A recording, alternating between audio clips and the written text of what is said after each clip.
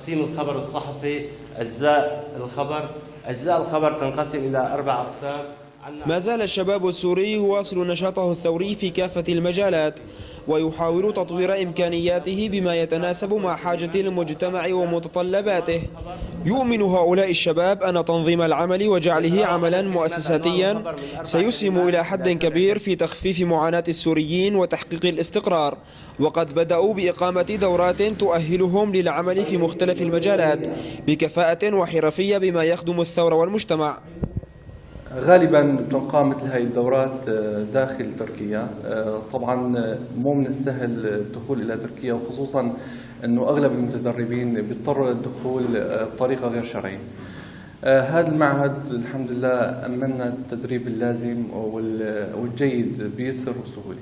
ويقول القائمون على هذه الدورات التدريبية أن تجربتهم هذه خطوة فريدة في الداخل السوري، وإنهم يسعون إلى تطويرها واستنساخها في المناطق الخاضعة لسيطرة الثوار. انطلاقا من حرصنا على المساهمة في إنجاح الثورة السورية ونتيجة الفوضى والضرورة في تأهيل وتدريب الكوادر، انطلقت فكرة إنشاء معهد للتدريب والتأهيل في الداخل السوري ليسهل على الناشطين الوصول لهذه الدورات. حقيقة الحاجة الملحة هي التي استدعت منا استقطاب الخبرات والكفاءات من الخارج السوري للقيام بمثل هذه الدورات على الأراضي السورية، للنهوض بشباب سوريا إلى أعلى مستويات التأهيل والتدريب للنهوض بمجتمعه المدني.